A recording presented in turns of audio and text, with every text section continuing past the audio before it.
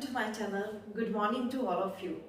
बेटे हम लोगों ने अभी तक ग्रेविटेशनल फोर्स ऑफ अट्रैक्शन का फॉर्मूला करा, F is equals to G m1 m2 upon r square.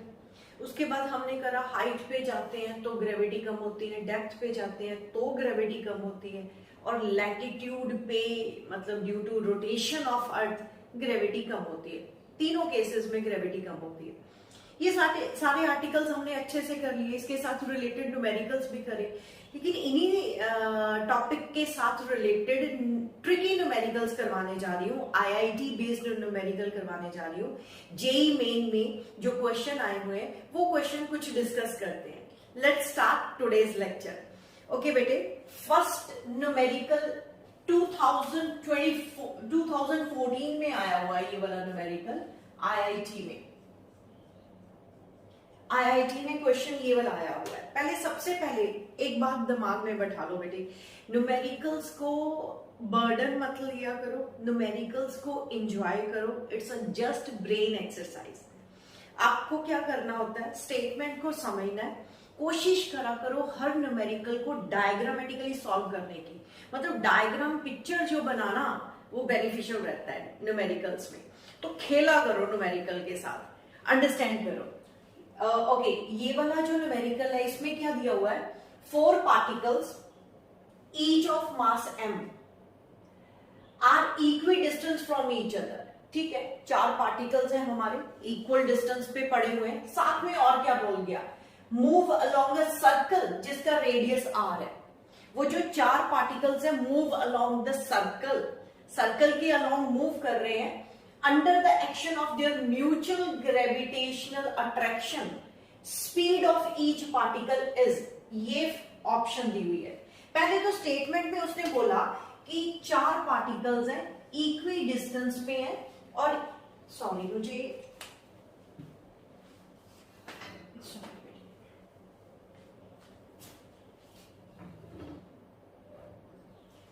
हमें दिया हुआ है we have the 4 particles having the same mass। तो ये मैं 4 particles बनाने जा रही हूं, और उन्होंने ये भी बोल दिया कि all they are at equidistance।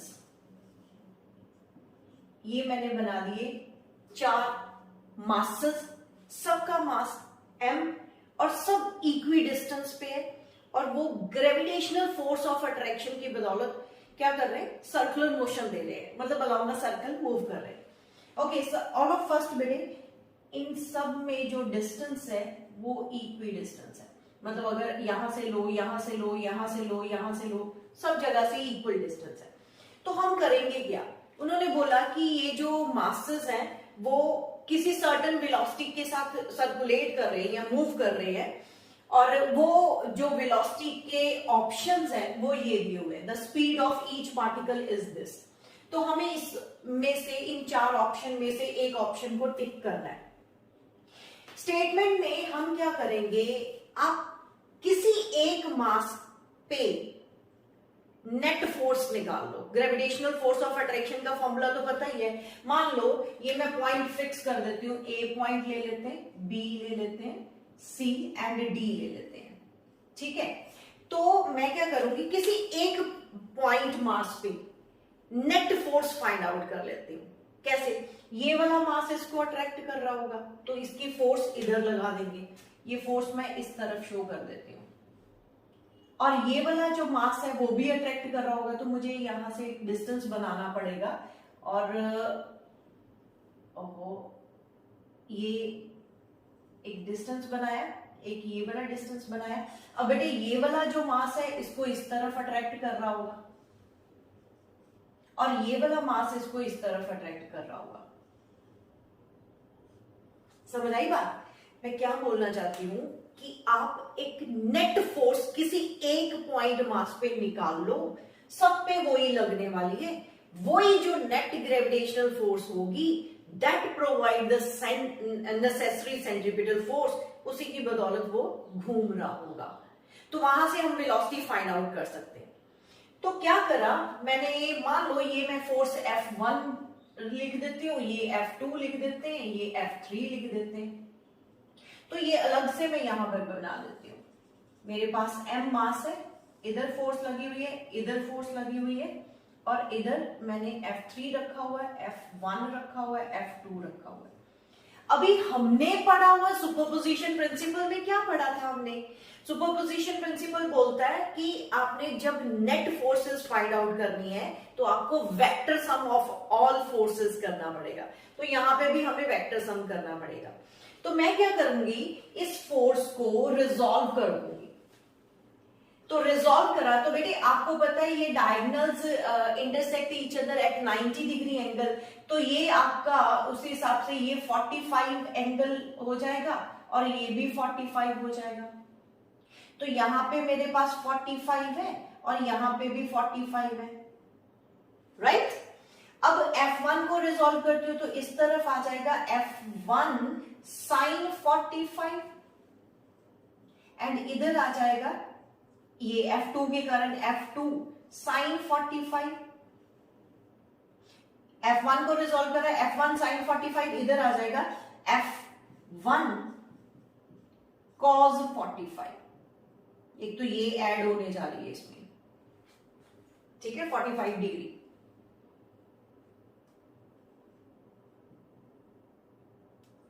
ठीक है, इस तरफ ही आएगा ना बेटे रिजॉल्विंग कंपोनेंट इसका, तो F2 का भी तो इस तरफ ही आएगा, तो वो भी यहीं पे प्लस कर दो, F2 cos 45। अंडरस्टैंड कर रहे हो बात को? क्या करा, हमारे पास तीन फोर्सेस है, एक इधर और एक इधर, ये तीन फोर्सेस F3, F1, F2। तो F3 इस तरफ है, तो F1 को मैंने दो रिजॉल्व कर दिया कंपोनेंट्स में, F1 sin 45, F1 cos 45। F2 को भी रिजॉल्व करा, F2 sin 45 and F2 cos 45। तो ये वाले कंपोनेंट्स तो प्लस हो रहे हैं, लेकिन ये वाला कंपोनेंट इक्वल एंड ऑपोजिट होगा तो वो कैंसिल हो जाएगा। तो वो जब कैंसिल, कैसे कैंसिल होगा बेटे? F1 किस में फोर्स है? M और M में, डिस्टेंस इसमें इतना, तो ये डिस्टेंस और ये वाला डिस्टेंस तो सेम होने वाला है, तो निकाल लेते हैं। रेडियस उसने हमें दिया हुआ है, R रेडियस है, ये R है और ये भी R होगा, तो रेडियस का स्क्वायर, ये पाइथागोरस थ्योरम लगा के यहाँ पे ट्राइंगल अगर मैं मेंशन कर दूं, OAB से आपको AB निकालना है, तो क्या हुआ, under root of R square plus R square, यानी अंडर रूट 2R आ गया, अंडर रूट 2R। तो कहने का मतलब ये दो मासेस में डिस्टेंस और ये वाले दो मासेस में डिस्टेंस अंडर रूट 2R है, तो ये मासेस की अमाउंट और डिस्टेंस की अमाउंट सेम है, तो बेटे ये कंपोनेंट फिर कैंसिल ही होगा ना, तो इसको कैंसिल कर देंगे। तो हमें सिर्फ ये तीनों कंपोनेंट्स जो है, तीनों फोर्सेस वो ऐड करनी है, वो नेट फोर्स होगी इस पॉइंट पे जो मास पड़ा हुआ है। तो क्या निकला, net force on mass M at point A point पे नेट फोर्स निकलने जा रही है, that is F is equals to, ये तीनों प्लस हो रहे हैं तो मैं सीधे प्लस करने जा रही हूं, F3 plus F1 cos 45 degree and F2 cos 45 degree, ये तीनों मैंने प्लस कर दिए। अब इनकी वैल्यू पुट करते हैं बेटे। F3 कौन सी फोर्स है? F3 इस मास में और इस मास में, तो ग्रेविटेशनल फोर्स अट्रैक्शन वाला फॉर्मूला लगाते हैं, Gm इंटू M अपॉन इसका डिस्टेंस। तो लुक एट दिस, ये डिस्टेंस कितना, A से लेके C तक का डिस्टेंस कितना, R प्लस R, यानी डायमीटर है 2R हो जाएगा, तो उस हिसाब से हमारा Gm स्क्वायर अपॉन 2R का स्क्वायर हो जाएगा। प्लस अब F2 लेते हैं, सॉरी F1 जो थी वो किसके इक्वल है, M इंटू M है, Gm स्क्वायर, और नीचे डिस्टेंस कितना था, ये वाला डिस्टेंस हमने अंडर रूट 2R निकाला, उसका स्क्वायर करेंगे, अंडर रूट 2R का स्क्वायर, साथ में cos 45 डिग्री, प्लस ये भी सेम आने वाला है M square upon under root 2R और cos 45 डिग्री। तो look at this, these two terms are very similar to each other, ये स्क्वायर भी है इसमें, these two terms are similar, तो ट्वाइस कर देते हैं ना इसको, तो बाकी वैल्यूज मैं पुट करने जा रही हूं। F इज इक्वल्स टू हमारे पास क्या आ गया, Gm square upon 4R square, plus ये 2 टाइम्स कर दूंगी मैं, Gm स्क्वायर अपॉन इसका स्क्वायर करोगे तो अंडर रूट 2 का 2 R स्क्वायर, cos 45 होता है 1/√2, तो 2 बार टर्म्स सेम है तो इंटू 2 कर दिया, यानी मैंने ट्वाइस कर दिया, उस चक्कर में ये 2 कट जाएगा, तो we have f is equals to gm² upon r² को मैं बाहर कॉमन कर रही हूं, अंदर रह रहा है 1/4 plus 1/√2।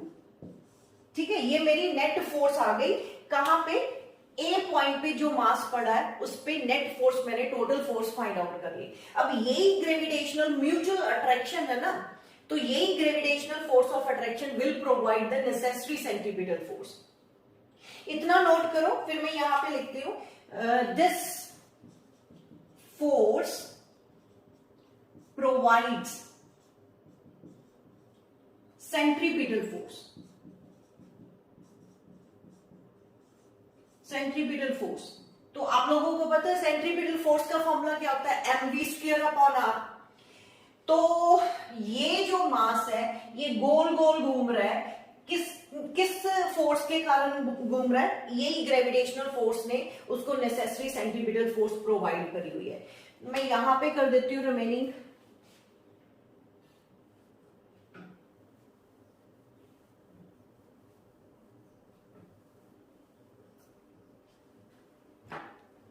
Okay, necessary centripetal force मतलब F इज इक्वल्स टू किसके इक्वल होने वाला है, mv² upon r, r is the radius. ये दोनों इक्वेशन इक्वेट कर देते हैं, तो उस हिसाब से आपके पास क्या रिजल्ट आएगा बेटे, आपके पास आ गया mv² upon r is equals to gm² upon r², 1/4 plus 1/√2। ठीक है, तो यहां से कटिंग करें, एक m गया एक r गया, तो रह के गया v is equal to v² बच रहा है, तो अंडर रूट कर देते हैं, gm upon r under root of अंदर 1/4 प्लस 1/√2। देखो कोई ऑप्शन टिक हो रही है, अभी तक हमें कोई ऑप्शन नहीं मिली यहाँ पे, gm upon r, gm upon r, gm upon r तो सब में, अंडर रूट में सब में, लेकिन एक अब मैच करने के लिए क्या करें, आप इसमें से 1/4 कॉमन निकालो इसमें से। जब आप 1/4 यहां से कॉमन निकालोगे तो अंडर रूट के बाहर लेके जाओगे तो वो 1/2 हो जाएगा, तो आपका b इज इक्वल्स टू 1/2 मैंने बाहर निकाल लिया, अंडर रूट में क्या आ रहा है gm अपॉन r, यहां से 1/4 बाहर निकल गया था तो 1 आ गया, तो 1/4 बाहर निकाल रहे हो तो यहाँ पे 4 आएगा, 4 अपॉन अंडर√2। तो 4 को कैसे लिख सकते हो बेटे आप, 2 इंटू 2, और यहां पे आप क्या लिखोगे 2 इंटू 2, और 2 को मैं क्या लिख सकती हूँ 2 बार अंडर√2, अंडर√2 इंटू अंडर√2 लिख सकते हैं ना, तो एक काट दो, तो अब देखो ऑप्शन क्या टिक हो रही है, 1/2 बाहर है, ये बी ऑप्शन टिक हो रही है, 1/2 बाहर, under root of gm upon r, 1 plus यहाँ पे देखो 2 अंडर√2 बच रहा है, 2 अंडर√2। ठीक है, ये क्वेश्चन को अंडरस्टैंड करो, ये आईआईटी बेस्ड क्वेश्चन है बेटे, 2014 में आया है। अगर आपको एंट्रेंस क्लियर करना है ना, कोई भी एंट्रेंस क्लियर करना है, तो ऐसे क्वेश्चन आप करा करो, जो पिछले इयर्स में आए हैं ना, लास्ट इयर्स में आए हैं ना न्यूमेरिकल्स, उसके जैसे न्यूमेरिकल्स की जितनी मैक्सिमम प्रैक्टिस कर सकते हो करो, ये करो। उसके बाद मैं फिर एक और न्यूमेरिकल करवाती हूँ, नोट करो इसको बेटे।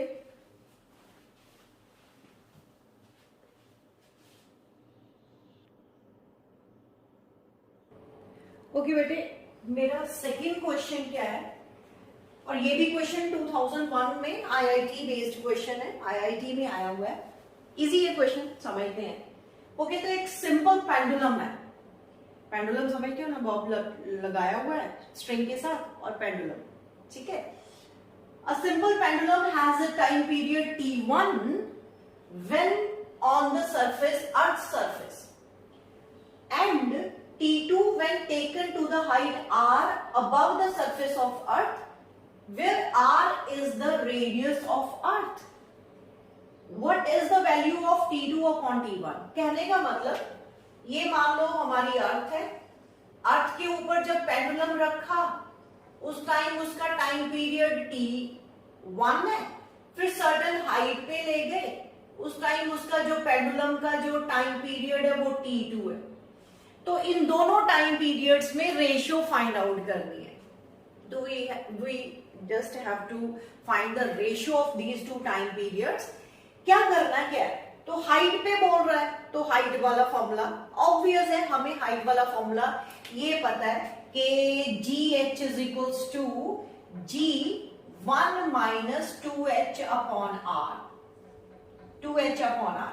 अगर मेरे लेक्चर आपने अच्छे से सुने हैं तो मैंने आप लोगों को ये समझाया था कि अगर h इज ग्रेटर देन और इक्वल्स टू r है, मतलब बहुत ऊपर जाते हो, तो ये फॉर्मूला मत लगाना, क्योंकि ये फॉर्मूले में थोड़ी सी गड़बड़ थी। क्या गड़बड़ थी, इस फॉर्मूले तक पहुंचने पे हम उससे पहले हम बायनोमियल थ्योरम लगाते हैं। तो बायनोमियल थ्योरम ने हमने हायर टर्म्स को निग्लेक्ट करा हुआ था, उस चक्कर में एग्जैक्ट वैल्यू नहीं आती। लेकिन मैंने आप लोगों को बोला था कि ग्रेविटी का हाइट पे वो फॉर्मूला लगाना जिसमें आप लोगों को g are square upon are square plus h का, ये आर प्लस एच का होल स्क्वायर आता है, ये फॉर्मूला लगाओ। मतलब जब आप ग्रेविटेशनल का हाइट पे फॉर्मूला लगाते हो ये वाला, इस चक्कर में क्या होता है, बायनोमियल थ्योरम लगाते हैं तो उसमें हायर टर्म्स निग्लेक्ट हुई है। तो ये कंडीशन मैंने बताई हुई है कि अगर हाइट बहुत ज्यादा हो, वेरी वेरी ग्रेटर देन मतलब और इक्वल्स टू आर हो, तो ये फॉर्मूला मत लगाना, ये वाला फॉर्मूला लगाना, ठीक है, R g are square upon are plus h का होल स्क्वायर। इसमें क्यों बेटे, ये इसमें कोई भी टर्म्स हमने निग्लेक्ट नहीं करी हुई, एक तो, और दूसरा हमें एक्यूरेट वैल्यू निकलने वाली है हमारी। तो क्या करा हमने, मैं फॉर्मूला हाइट वाला ये वाला लगाऊंगी, g h is equals to g are square upon are plus h का होल स्क्वायर। इसमें से आर स्क्वायर बाहर निकालते हैं, g h is equals to g are square upon नीचे में से आर स्क्वायर बाहर निकाला तो अंदर क्या आया, 1 अपॉन h अपॉन आर, उसका होल स्क्वायर हो गया। तो ये आर स्क्वायर कट गया, we have g upon 1 plus h upon R का होल स्क्वायर। अब हमें दिया क्या, well taken to the height r, मतलब h की वैल्यू यहाँ पे r गिवन है, तो h की वैल्यू r पुट करेंगे यहाँ पे, तो r कट जाएगा, 1 प्लस 2 उसका स्क्वायर हो जाएगा। तो g h is equals to क्या आ गया, g अपॉन 1 प्लस 1 उसका स्क्वायर, यानी वी हैव g अपॉन 4। कहने का मतलब अगर आप अर्थ के रेडियस जितनी हाइट लेते हो, ऊपर जाते हो, तो ग्रेविटी 1/4 होने वाली है। लेकिन हमारा क्वेश्चन कुछ और है, क्वेश्चन में उसने ग्रेविटी का रिलेशन नहीं मांगा, ग्रेविटी कितनी कम हो रही है वो नहीं मांगा, उसने बोला कि एक पेंडुलम है, वहां पे उसका टाइम पीरियड कितना होगा इस हाइट पे। अगर सरफेस पे उसका टाइम पीरियड, मतलब पेंडुलम की एक वाइब्रेशन का जो टाइम है अगर t1 है, तो यहाँ पे कितना होगा t2, तो उनकी रेशो मांगी है। तो ठीक है बेटे, इसके लिए आपको टाइम पीरियड का एक फॉर्मूला है वो लर्न करना पड़ेगा। +1 सिलेबस में ही आ जाएगा, सेकंड लास्ट यूनिट है, सिंपल हार्मोनिक मोशन वाला यूनिट है, वहां पे आप टाइम पीरियड का फॉर्मूला डिराइव कर देते हो। फॉर टाइम बिंग मैं आप लोगों को डायरेक्ट बता देती हूँ, हमारे पास टाइम पीरियड फाइंड आउट करने का फॉर्मूला होता है t is equals to 2 pi under root of l upon g. Look at this, मान लो मेरे पास एक पेंडुलम है, उसकी लेंथ l है, length is the l is the length of the string, और ये पेंडुलम यहां से यहां ऐसे जा रहा है, तो ये वाइब्रेशन हो रही है उसकी, ठीक है। तो इसको टाइम पीरियड अर्थ के ऊपर t1 लग रहा है और हाइट पे t2 लग रहा है। तो ये फॉर्मूला, अगर मेरे पास t1 की बात कर रही हूं तो सरफेस पे g, अर्थ के सरफेस पे ग्रेविटी g है, लेकिन अगर मैं t2 की बात करूंगी तो यही फॉर्मूला मेरा t 2 pi under root of l strength तो सेम ही होगी, लेकिन ग्रेविटी इस बार कितनी होगी, g/4। तो g/4 करोगे तो बेटे ये आपका 4 उलट के ऊपर जाएगा, तो आपके पास आ जाएगा 2 pi under root of l upon g कर दो, यहाँ पे 2 करना था, वो 2 बाहर निकाल लो, तो ये आया, ठीक है। लेकिन हमें क्या मांग, हमारे से क्या मांग रहा है, वो t2 अपॉन t1 रेशो मांग रहा है, तो डिवाइड करोगे तो कटिंग होगी, तो डिवाइड करो ना, ये तो ये कट जाएगा, तो आपका आंसर क्या आने वाला है 2। तो option first, you have to tick the option first. दो बातें इसमें याद रखना, एक तो ये आपके लिए एक नया फॉर्मूला है टाइम पीरियड का, 2 pi under root of L upon G, where L is the length of the string. And दूसरी बात ये कि ग्रेविटेशन वाला फॉर्मूला ये मत लगाना, आप हाइट वाला जो फॉर्मूला है वो ये वाला लगाना, g are square upon are plus h square. इसका मैंने रीजन आपको पहले लेक्चर में भी समझाया, अभी भी न्यूमेरिकल में समझा रही हूँ, क्योंकि इस फॉर्मूले में हमने बायनोमियल थ्योरम लगाने के बाद ये फॉर्मूला निकाला था। बायनोमियल थ्योरम में हमने हायर टर्म्स को निग्लेक्ट करा था, उस वजह से आंसर में थोड़ा फर्क आ जाता है। वैसे भी मैंने कंडीशन बताई हुई है, जब आपकी हाइट, ये जो हाइट आप सरफेस से ऊपर लेके जा रहे हो, अगर वो ग्रेटर देन और इक्वल्स टू कम से कम आर, ग्रेटर देन और इक्वल्स टू आर हो, तो आप ये फॉर्मूला लगाना, then you get the accurate value. और ऑप्शन में आपको कौन सी ऑप्शन राइट ऑप्शन मिल रही है? ए ऑप्शन, यानी 2 आंसर। नोट करो बेटे इसको भी, नोट करो। ओके बेटे, third question, suppose the gravitational force varies inversely as the nth power of the distance, then find the expression for the time period of the planet in a circular orbit of radius r around the sun।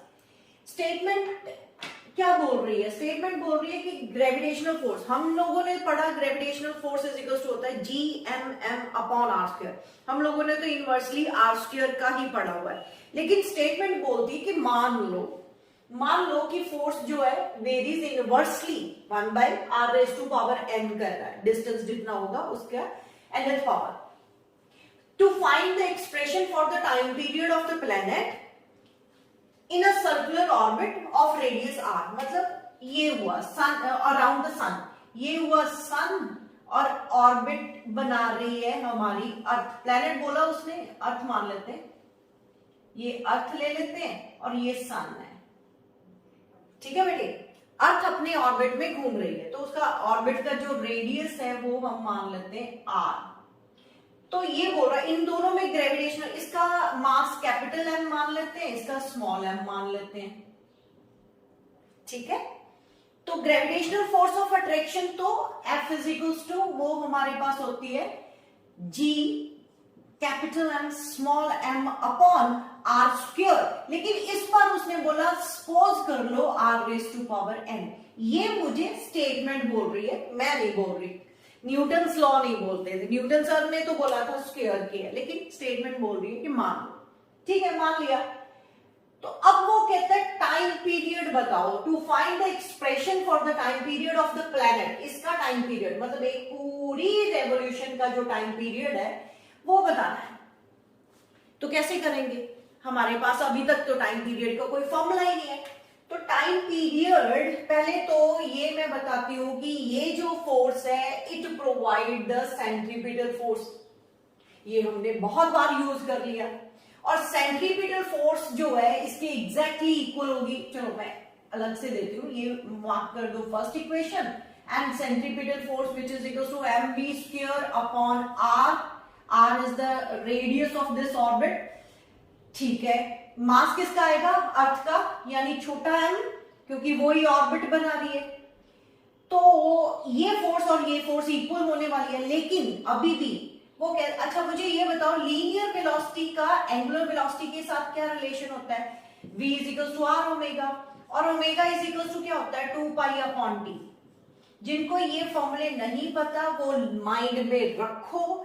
Linear velocity का angular, linear velocity सीधा सीधा जा रहे हैं, angular velocity angle बना रही है, circularly घूम रहे हैं।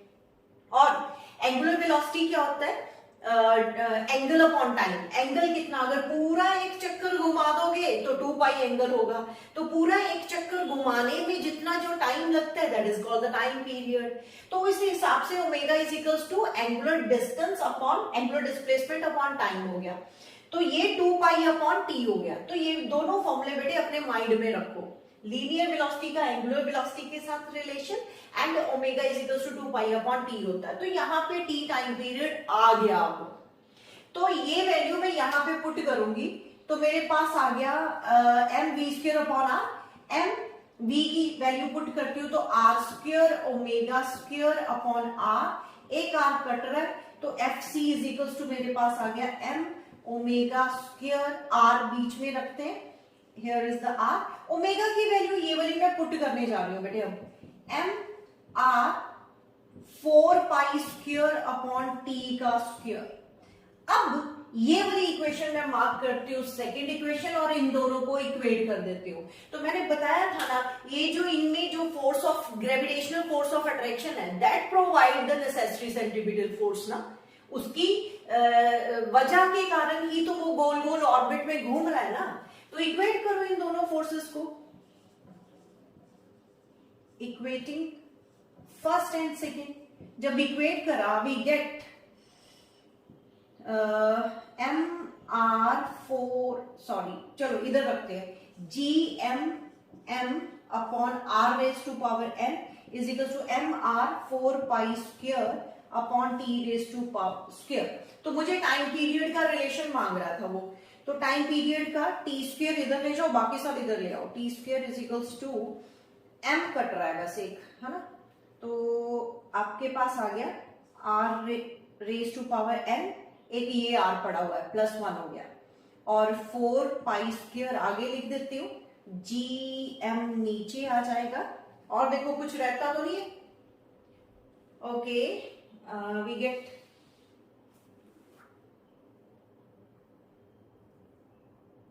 Four pi square R raise to power N +1 upon G M, और मुझे टी चाहिए था, T is equals to under root of 4 pi square R raise to power n+1 upon G M, n+1 upon G M. ठीक है बेटे, और इसकी option क्या क्या दे रहा है? इसकी ऑप्शन दिया उसने, एक दे रहा है directly proportional to R raise to power 1/2, first option. Second option में दिया उसने t is directly proportional to r raised to power n+1, t is inversely proportional to r raised to power n+1 and t is r raised to power n+1 upon 2। तो ये third option है आपकी, and ये आपकी fourth option है। ये option आपको कौन सी टिक करनी है वो देखना है।